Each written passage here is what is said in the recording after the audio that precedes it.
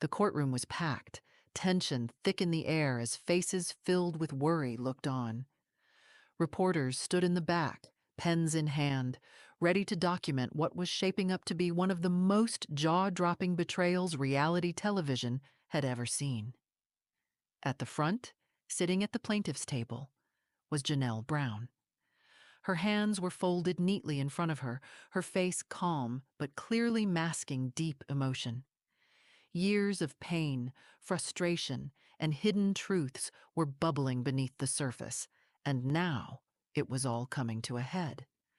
This wasn't just about legal justice, it was about finally having her voice heard. Beside her, Meri Brown sat upright, lips tightly pressed together. The air around them felt heavy with years of unresolved tension. Across the room, seated at the defense table, were Robyn and Kody Brown. Gone was Kody's usual smug confidence. He was fidgeting, tapping his fingers nervously on the desk, looking anything but in control. Robyn, in her familiar, fragile way, sat quietly, dabbing at her eyes with a tissue. But the display wasn't convincing anyone in the room, not anymore. The judge, a no-nonsense woman in her 60s with a commanding presence, called the room to order with a sharp bang of the gavel. Conversations halted. She glanced over the top of her glasses as she sorted through her notes. "You may proceed, Mrs. Brown." Janelle stood slowly, taking a breath that seemed to hold the weight of a decade. This moment had been a long time coming.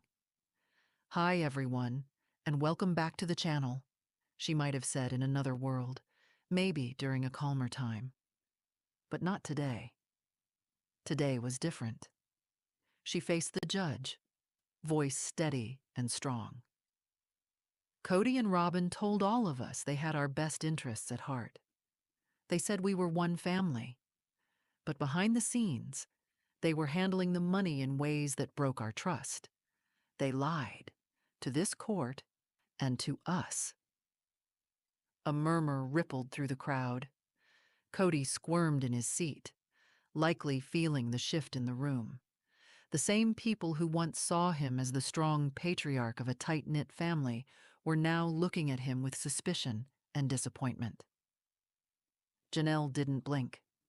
If anything, her voice grew stronger as she turned her focus to him. "We were told everything would be divided fairly," she continued, gesturing toward the documents on her lawyer's table. "That was the whole foundation of how we built our lives. But the truth? The truth is that while the rest of us were making sacrifices, Kody and Robyn were using family funds to build a life just for themselves." Meri leaned in slightly toward Janelle, a quiet show of support. Janelle pressed on, her tone firm. "We believed in Kody. We believed in you," she said, eyes locked on him. "And all the while, you were quietly funneling family money into a private account. You told us things were tight, that we all had to give something up, but that money wasn't going to help the family. It was going toward a house for Robyn, toward a lifestyle none of the rest of us got to enjoy." Robyn's fingers tightened around her tissue. Her breaths were deep and slow, but the emotion in the room had clearly shifted. This was no longer about small disagreements or family squabbles. It was about betrayal. And now the truth was finally coming out. Kody's jaw tightened as he sat up straighter, visibly rattled. "That's not true," he blurted out, his voice tense, almost desperate. But Janelle's lawyer, a sharp, no-nonsense woman dressed in a crisp navy suit, rose calmly and walked to the judge's bench. She placed a folder down with quiet confidence. "These are the financial records, Your Honor," she said, her voice clear and direct. "They show the money was transferred into an account controlled solely by Kody and Robyn Brown." The judge reached for the folder and began flipping through the documents. The room was silent except for the soft rustling of paper. Each page turned like a drumbeat, exposing a deeper truth. Cody's face lost its color. He cast a glance at Robyn, who now sat frozen, breathing heavily, saying nothing. Finally, the judge looked up from the papers. "Mr. Brown," she said with cool authority, "can you explain this?"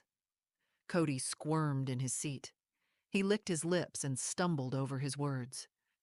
This is a misunderstanding," he stammered. "The decisions I made, they were for the good of the family. There were needs that had to be met, and I—" But before he could go any further, the loud scrape of Meri's chair cut through the room like a siren. She stood abruptly, her voice cutting the air with precision. "No," she said firmly. "No, Kody. This wasn't for the family. This was for you and Robyn." Her voice didn't waver, but it carried a fierce energy. "You left the rest of us to fend for ourselves while you built a new life behind our backs." The courtroom fell into an uneasy hush, the weight of her words settling over everyone. Kody opened his mouth again, but then quickly shut it. His fists were clenched tightly, knuckles pale, resting on the table. Meri's voice softened, but her pain was unmistakable. "Do you remember telling me I couldn't afford my own home? That we all had to tighten our belts? That we should be making sacrifices for the greater good?" She gave a bitter little laugh, one of disbelief more than humor. "And all that time you were lying. You were living one reality, and the rest of us? We were scraping by. Robyn got everything while we got nothing." Finally, Robyn broke her silence. Her voice was shaky, barely above a whisper. "That's not fair," she said. "You're trying to make it sound like we stole from you." Janelle turned toward her, eyes sharp and filled with anger. "You did steal from us," she said, her voice low but charged. "You and Kody both took everything." A buzz of whispers swept through the courtroom again, but the judge quickly raised her hand. "Order," she said firmly, quieting the room in an instant. Then she turned to Janelle's attorney. "Please proceed." With a nod, the attorney lifted another document. "We also have Mr. Brown on record, stating that he prioritized Robyn over his other marriages. He justified the transfer of funds with this quote, 'Robyn's needs come first.'" Meri closed her eyes, just for a moment. She had long suspected it, but hearing those words spoken out loud, publicly and in that setting, struck her with full force. It wasn't just a suspicion anymore. It was truth. The judge, her face unreadable, turned once again to Kody. "Mr. Brown," she said, "do you deny making this statement?" Kody took a deep breath and looked around the courtroom, almost like he was searching for a way out.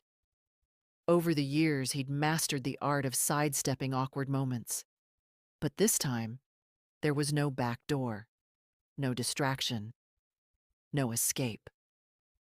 He leaned back in his chair, silent.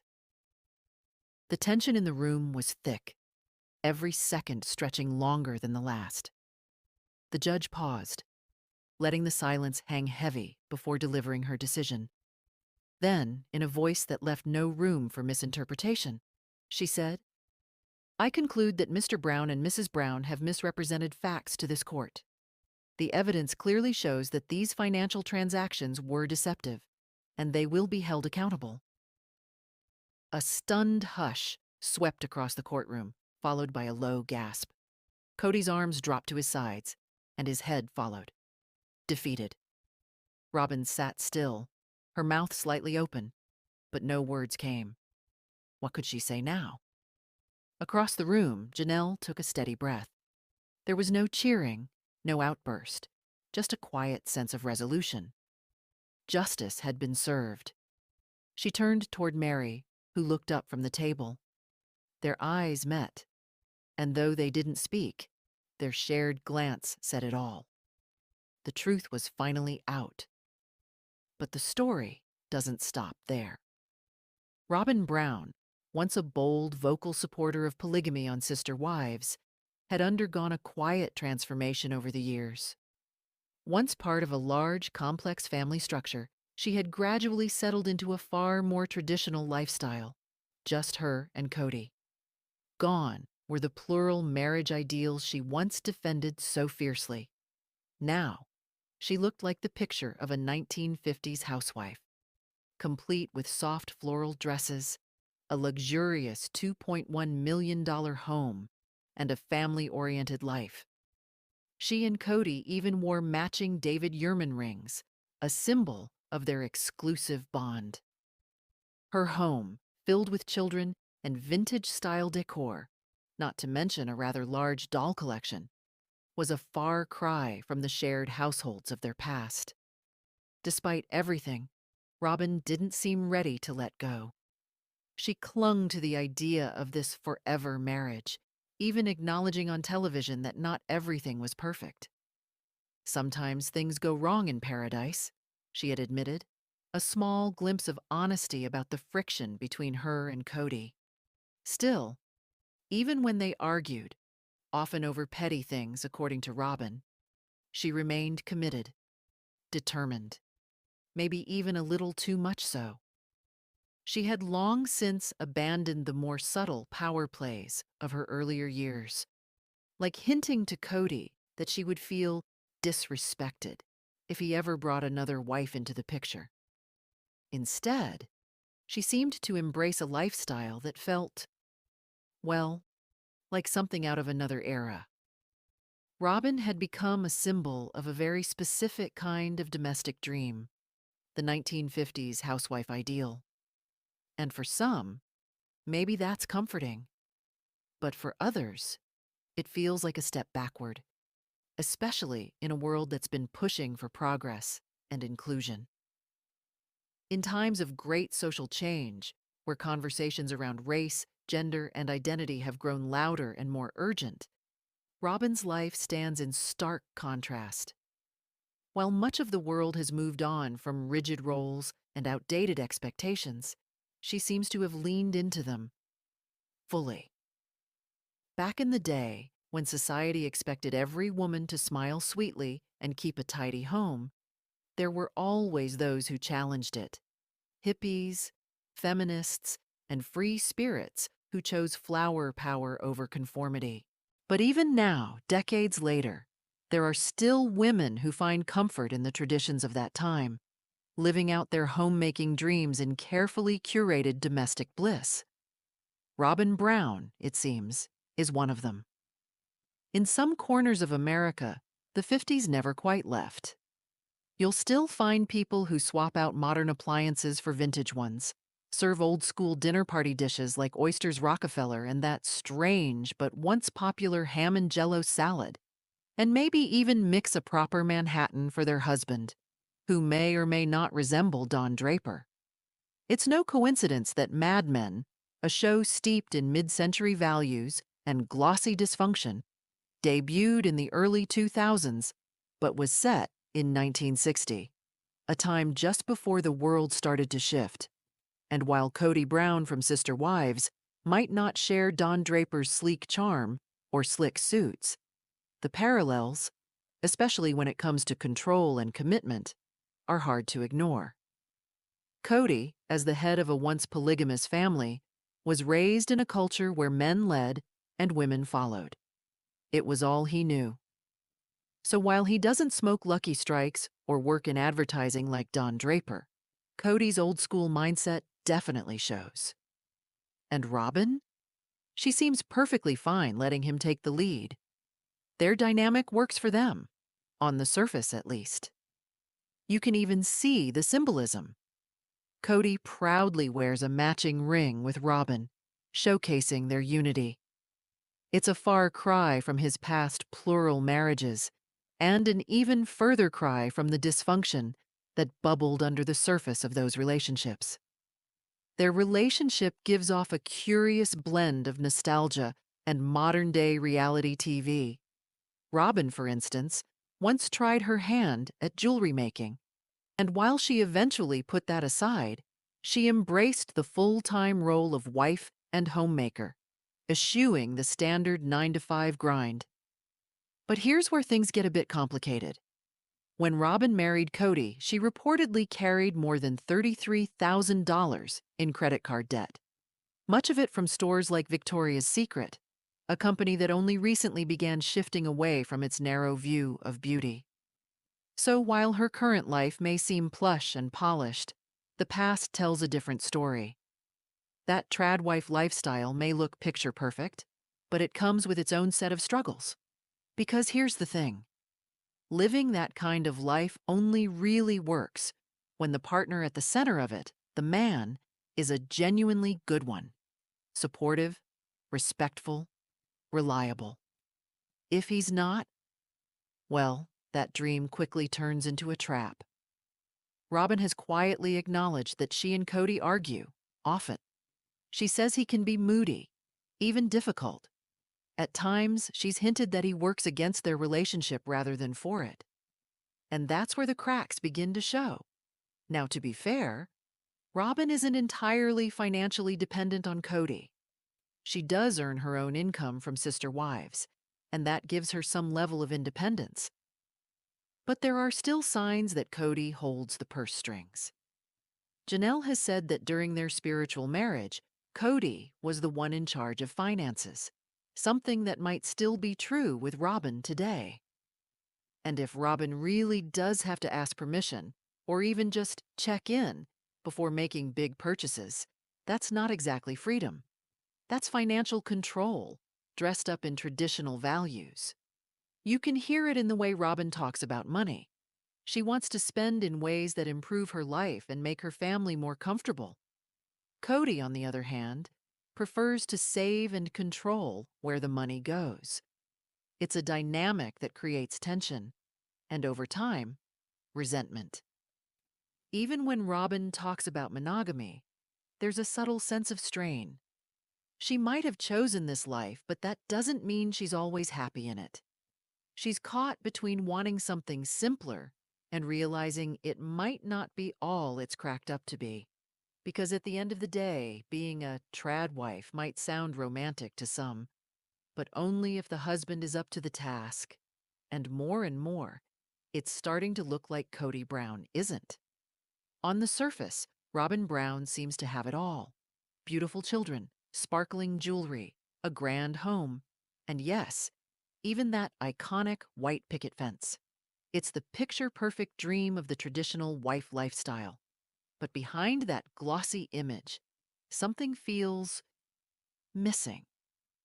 Social media gossip, particularly from the Without a Crystal Ball account on Instagram, stirred questions about Robyn's curious spending habits, especially the reported $70,000 spent on dolls from Etsy.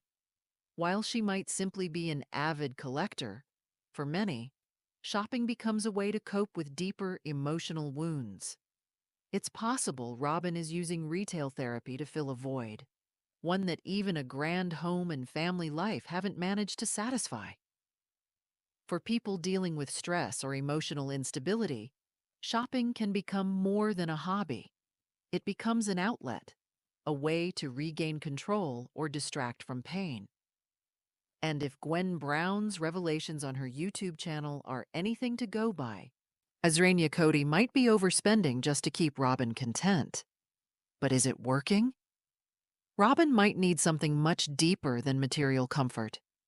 She needs a partner who is calm, emotionally available, and strong enough to face life's storms, not someone who crumbles at the first sign of trouble.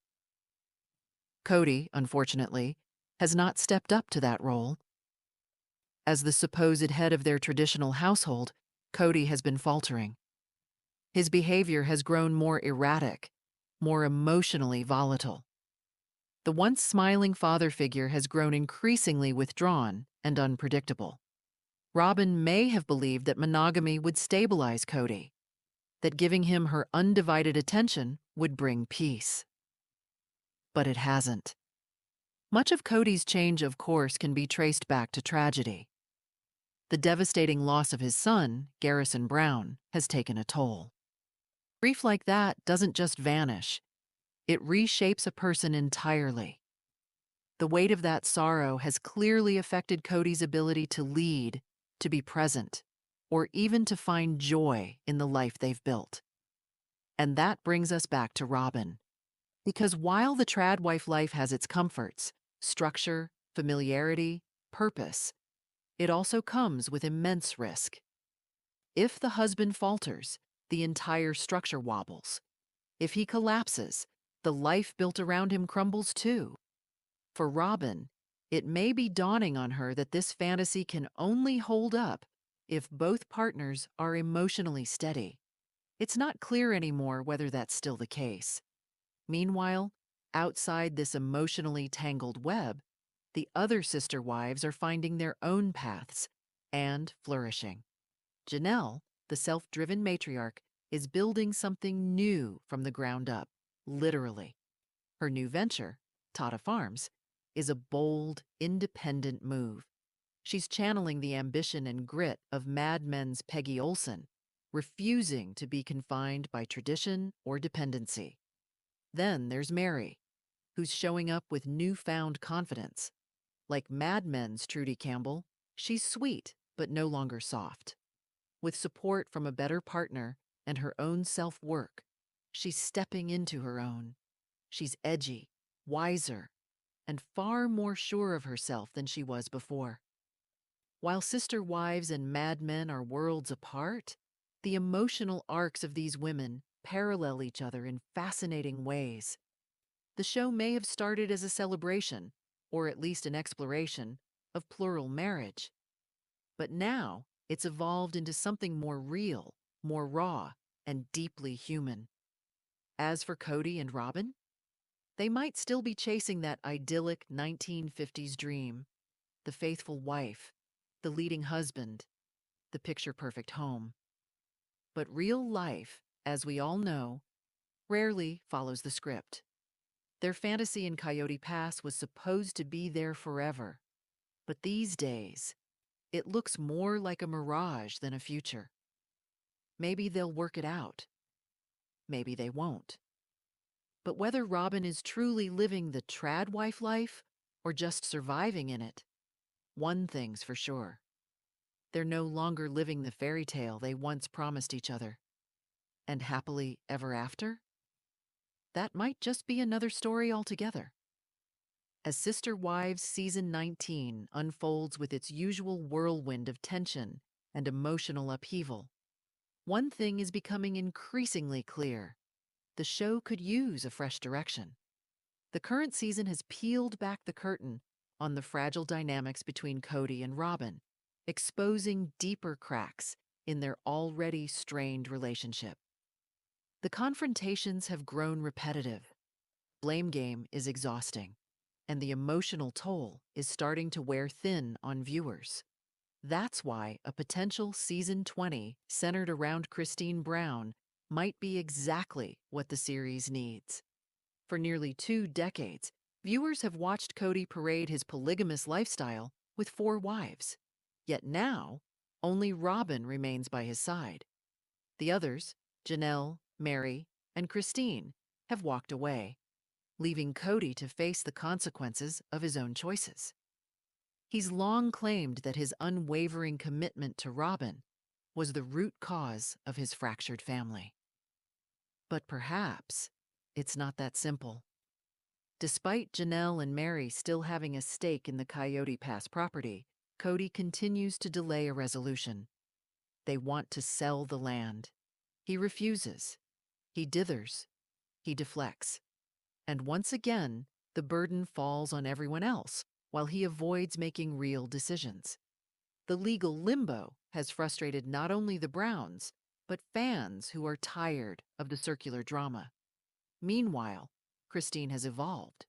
She's no longer tethered to Kody's indecisiveness or trapped in the toxic cycles that define his other relationships.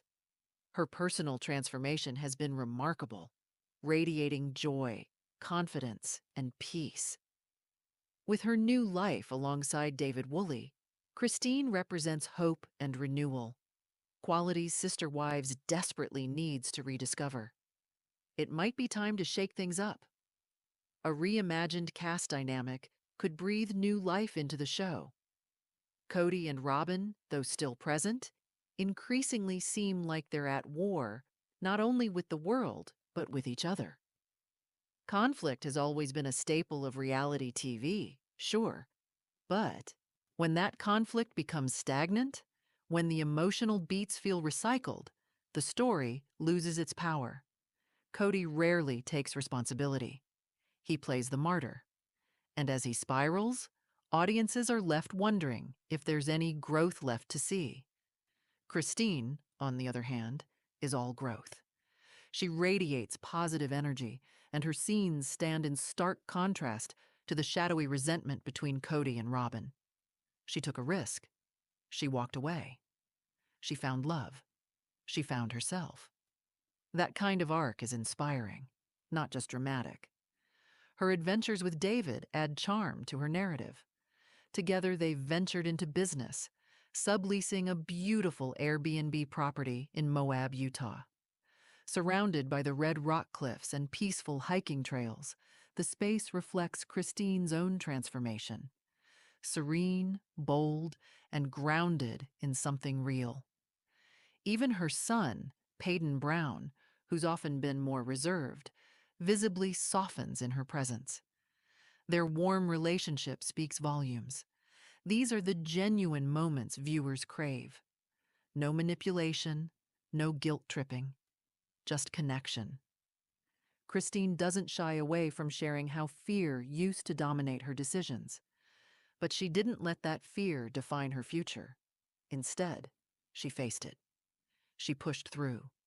And in doing so, she became a symbol for everyone watching, especially those who felt trapped in lives that no longer bring them peace. That's the energy Season 20 needs. While Kody and Robyn can still have a role in the series, it's clear their story no longer carries the same weight. The spark is gone. The drama feels circular. And the emotional stakes. They've grown cold.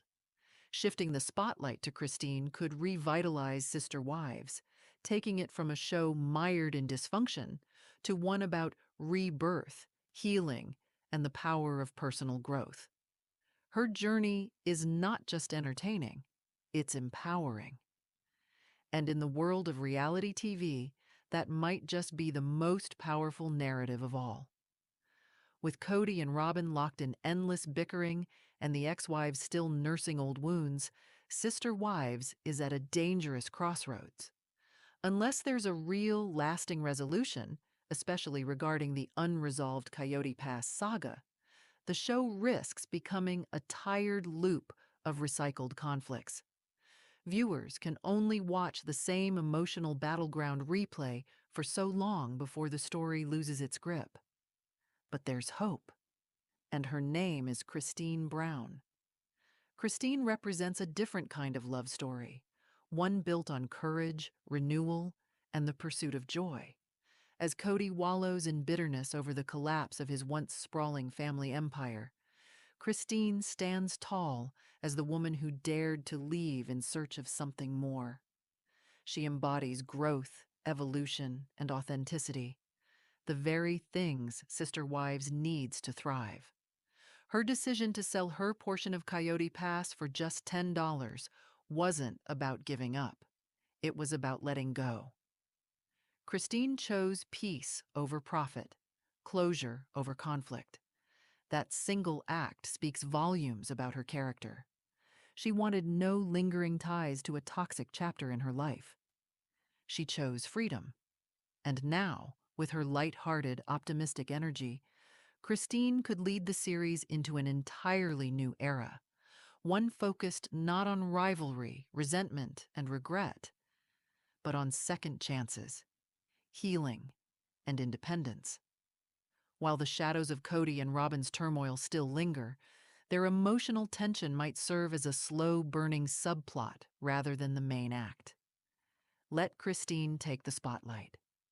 Let her show what life can look like after letting go of dysfunction. Still, all hope isn't lost for Kody and Robyn. Maybe, with time and reflection, they could return in season 21 with more emotional depth and maturity. A hiatus might even serve them well. It would give space for growth, forcing them to either evolve or quietly exit the stage. But one thing is clear: something has to change. Right now, the cast dynamic feels stagnant, as if stuck in emotional neutral. It's time for the producers to step in and steer the narrative in a new direction before the audience turns the channel for good. Meanwhile, Janelle Brown is writing her own chapter, bold, ambitious, and refreshingly real. After parting ways with Kody and leaving behind the chaotic framework of the Brown family's polygamous lifestyle in 2022, Janelle has relocated to North Carolina to pursue something that's hers and hers alone. She and her daughter, Madison Brown Bush, recently made a big real estate move together, an empowering investment in both business and independence. Janelle isn't just surviving post-breakup, she's strategizing, she's building, and yes, she's preparing for a potential fight. The Coyote Pass drama isn't over for her, but she's doing something very few reality stars do. She's prioritizing her mental health amid the mess. Janelle recently took to Instagram to share a glimpse into her self-care routine. Sitting inside an infrared sauna glowing with red and purple light, she posted a heartfelt update. "This week has been a lot, and my stress," knuckles pale, resting on the table. Meri's voice softened, but her pain was unmistakable. "Do you remember telling me I couldn't afford my own home? That we all had to tighten our belts? That we should be making sacrifices for the greater good?" She gave a bitter little laugh, one of disbelief more than humor. "And all that time you were lying. You were living one reality, and the rest of us? We were scraping by.